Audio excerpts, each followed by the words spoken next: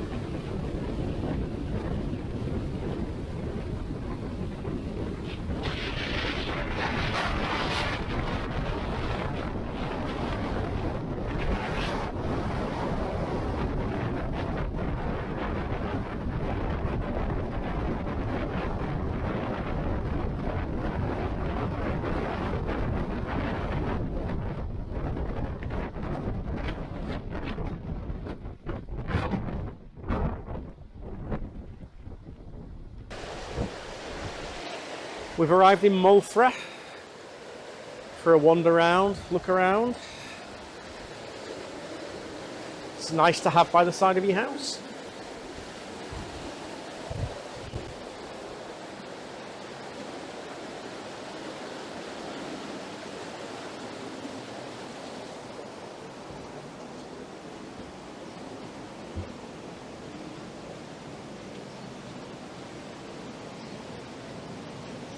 Nice smell of food.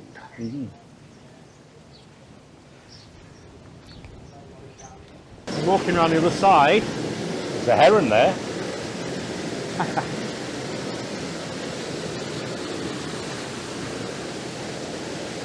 think that might make you want to wee in the middle of the night. Yes.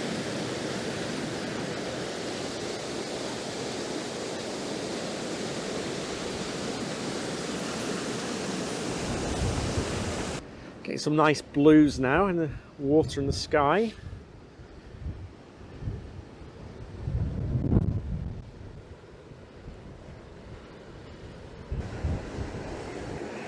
There's a lifeboat station at Moelfre. Hopefully it'll be open, but I'm not sure whether it will be or not. We'll go and have a look round if it is. But we can tell you a little bit about the lifeboats anyway when we get there.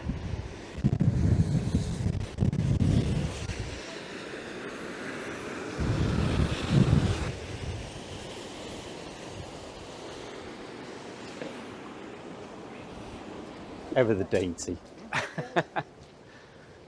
Ever the cheeky one. Now sometimes when we go on a walk it takes us a few hours. I ain't sure that I'm ready for this one. The 8,000 year walk.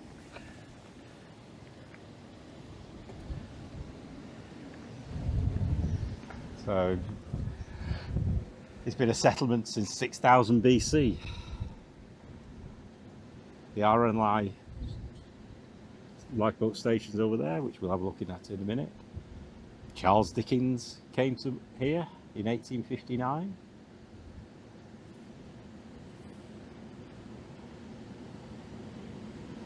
I'll just keep reading. So Moelfre is famous for its sailors and ships and the bravery of its lifeboats. There are two important sites where the crew of the Hindley was saved in 1959 and the Excel in 1927. Various walks around. So as I just said, we're going to head towards the lifeboat station, see whether it is open or not.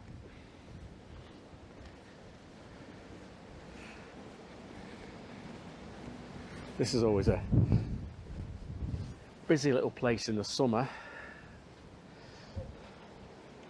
People sunbathing on the beaches. The tide's in at the moment, or fairly well in, so we're not going to sunbathe now. Plus the fact it's still in March. There's a little bit of warmth in the sun already, but not that much.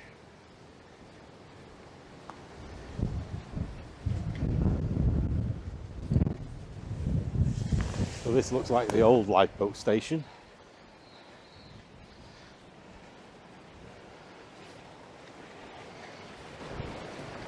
The path takes us around the headland to the new one.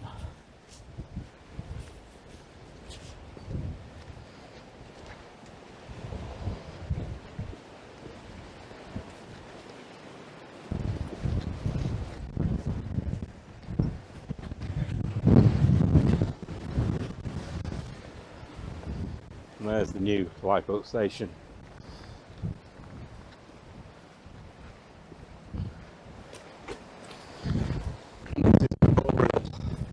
To one of the lifeboatmen from this station. It's Richard Evans, and he was born in Moelfre, and he gave 50 years of service to the RNLI.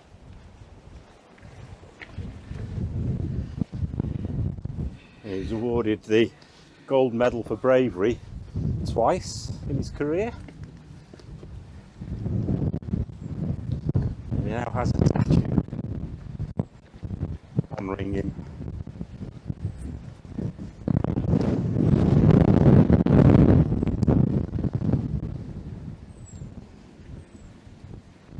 And he died in 2001.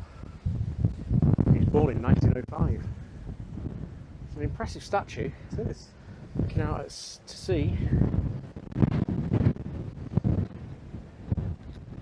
The statue was unveiled by the Prince of Wales, the King as he is now, on the 23rd of November 2004.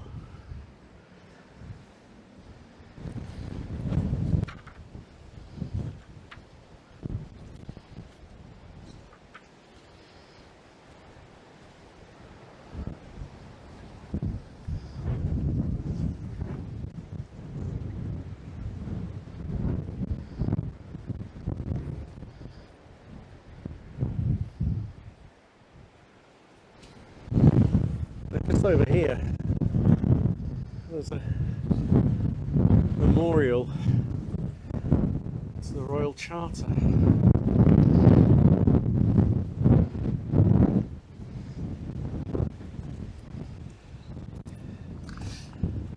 More than 400 people returning from a prosperous voyage to Australia lost their lives in 1859 when their ship ran aground during a great storm on treacherous rocks just 50 yards from land.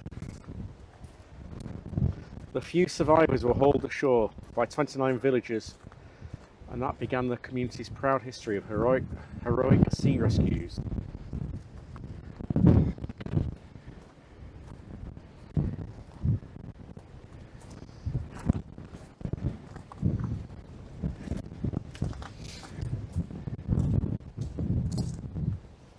this sign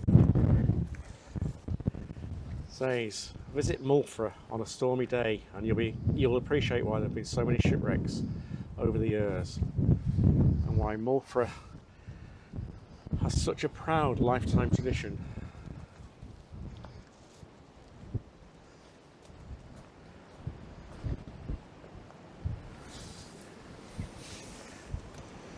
He certainly does command a view, that statue. In June 1939, the submarine Thetis sank on its maiden voyage with a loss of 90 lives. It was recovered and saw active service as the Thunderbolt before being sunk off the Malta coast in 1945. Now, from reading, the Thetis sank because there was some reading of the torpedo tube signs, and some were open when they shouldn't have been. So and it actually came part of submarine rules about torpedo hatches. And it was actually called the Thetis rule.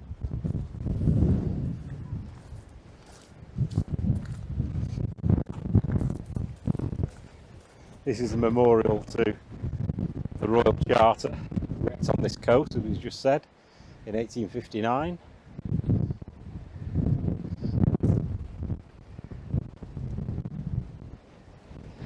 And it looks like a very stormy sea.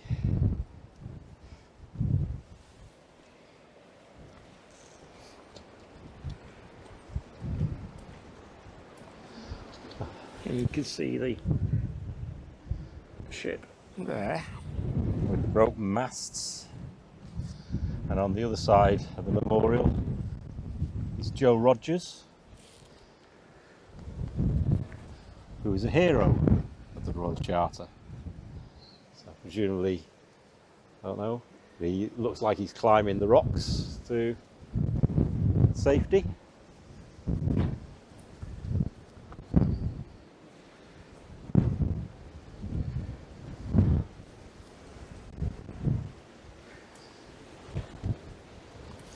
And we have said that these waters are treacherous,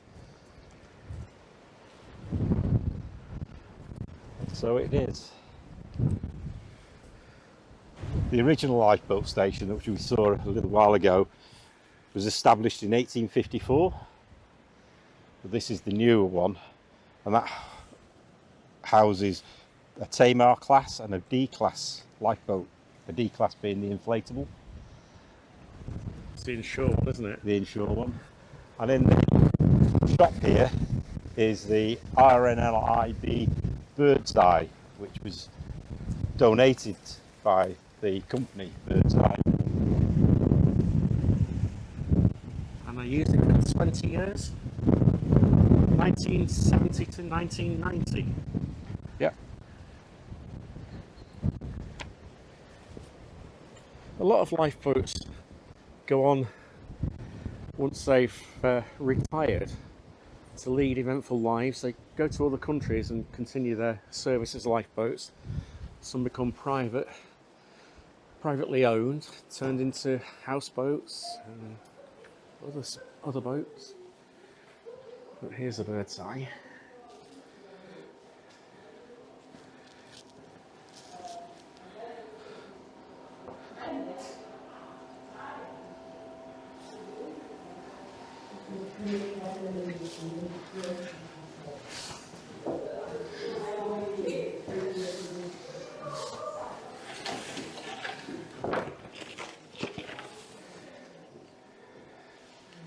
Oh, there's actually a section here about where all the old lifeboats are that have served here.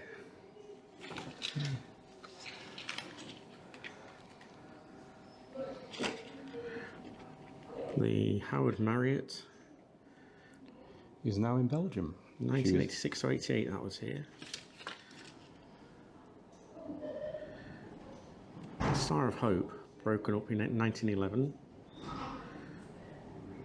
Charles and Eliza Laura, 1910 to 1929, stored for future restoration by Spirit of Dunkirk groups near Duns in Berwickshire. So as we were saying, they'll have a second life for various uses. But when you compare some of the modern boats that you see, doesn't this one look old now? It does. And she's only 1970 to, as Darryl said, 1970 to 1990.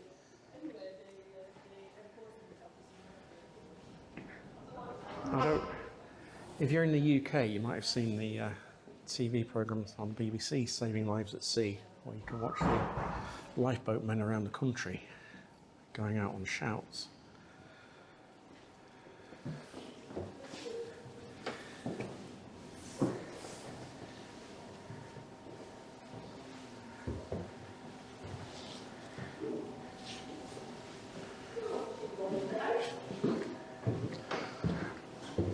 If you're in this area, it's worth coming in here to have a look. We've always supported the lifeboat, the RNLI. They do such an amazing job, and all voluntary. We rely on fundraising. We've got a lot of bits and pieces here. African manillas from an unknown wreck near Holyhead. Brass nails from the wreck of the Euphrates. Also collected from wrecks around here. A dipstick and oil filter cap that were removed from the submarine Thetis while undergoing refitting work at Camel Laird's. It sank 13 miles off the coast of Anglesey in 1939 during its sea trials.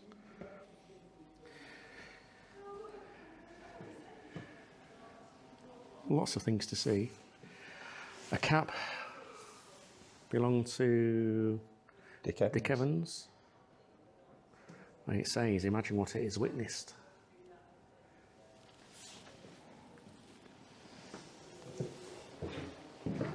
I'm just looking at some of the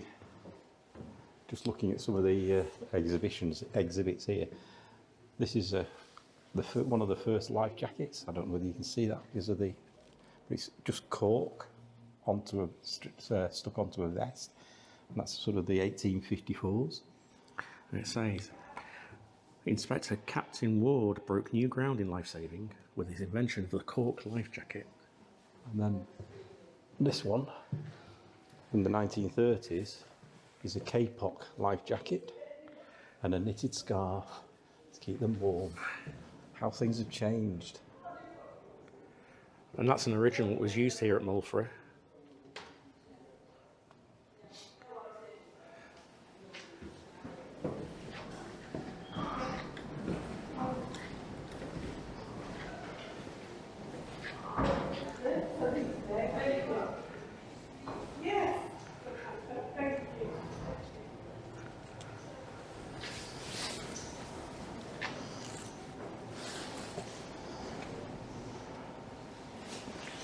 This is a model of the Robert and Violet, which is now operating as Puffin 12, working in Sri Lanka.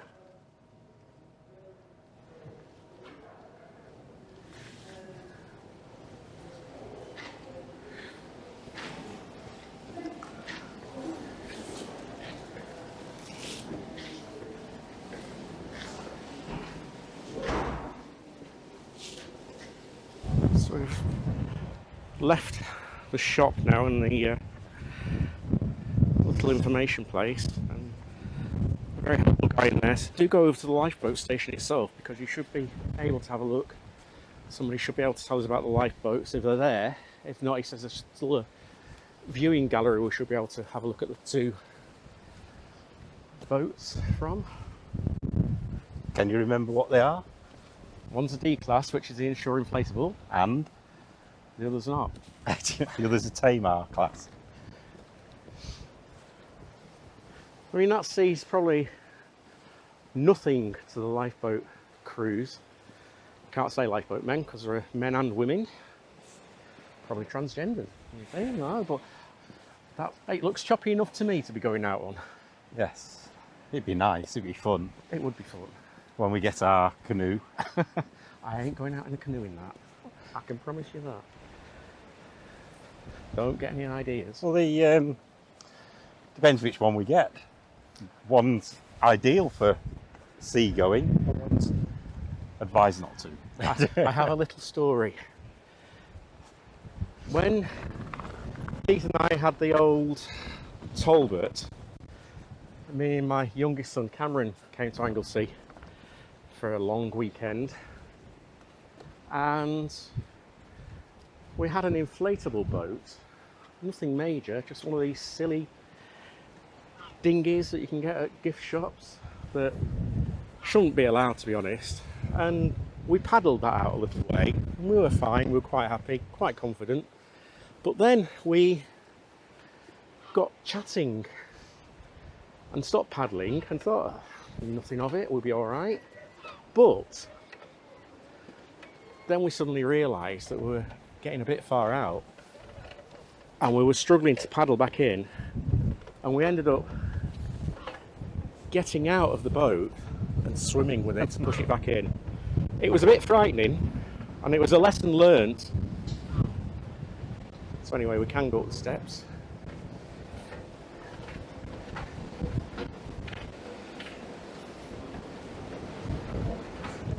Hi.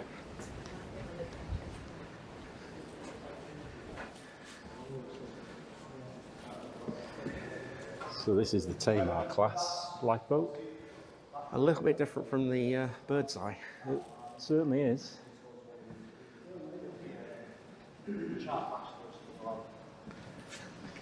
And all the electrics are switched on, all ready to go, I suppose, just in case.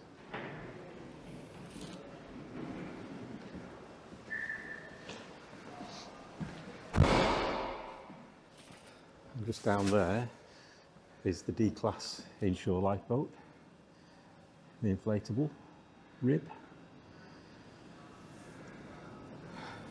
All the lifeboats these days are capable of rolling, aren't they? And then righting themselves. Self-righting, yeah. Which must be quite an experience if it does that. Not one I'd want to. No. So the D-class inshore, designed for fast response in shallow water, 5 survivor capacity, 3 crew capacity.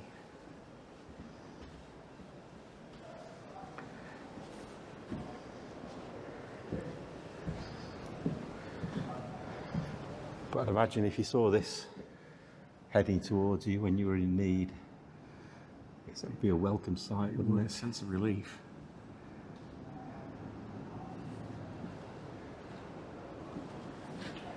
And warnings on it. Warning, do not touch high voltage on aerial and terminal when transmitting. The aerials go up Yeah, once it's out of the station. as we said, volunteers do an amazing job. And they on call 24 hours a day, 365 days a year, no matter what they're doing. That program I mentioned, Saving Lives at Sea, that we've seen crew members leaving weddings, funerals, birthday parties. They just drop everything and go. And they can respond, they have pages, they respond so quickly that they can be on the water within a few minutes. And if you come in and look up, you'll see lists of rescues.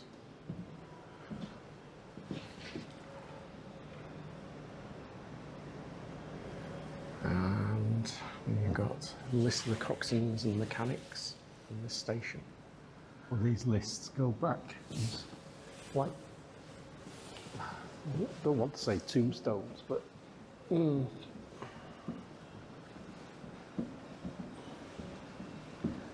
way back. 1852, life saved 6. Right the way through.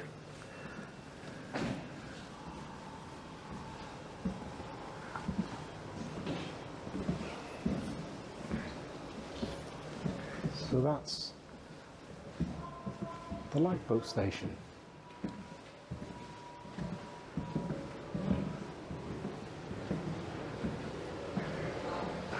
Where are we up to here? It's up to 2002. Oh, 2003, I'm sorry. 21st of November. 2004 even. Oh, yes. I apologise again.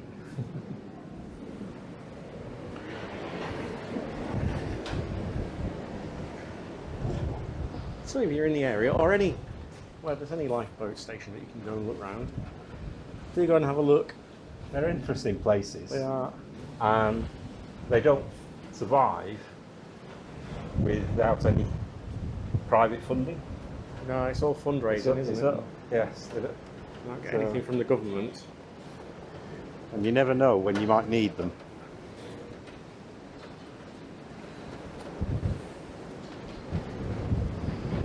Go and have a quick look down here at the old lifeboat station.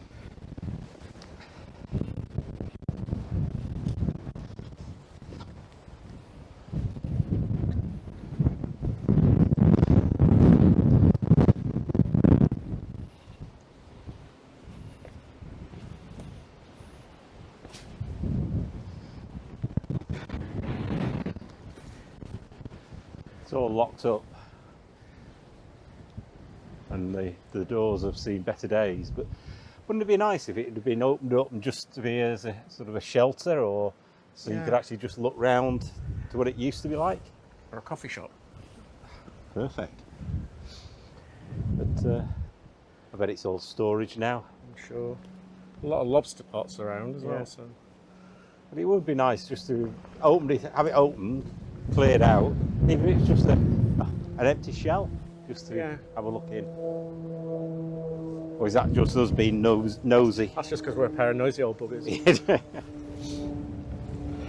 Probably not the best thing to do No, is don't go further. It's walking very slippy. backwards. I've just nearly walked backwards and put my foot down there. And it's- Keith's just walked there and nearly went Slipped. arse over tit. It's a bit more daunting being launched here, I think, with the Yeah, with wave those rocks as well. crashing over the rocks. Did it again.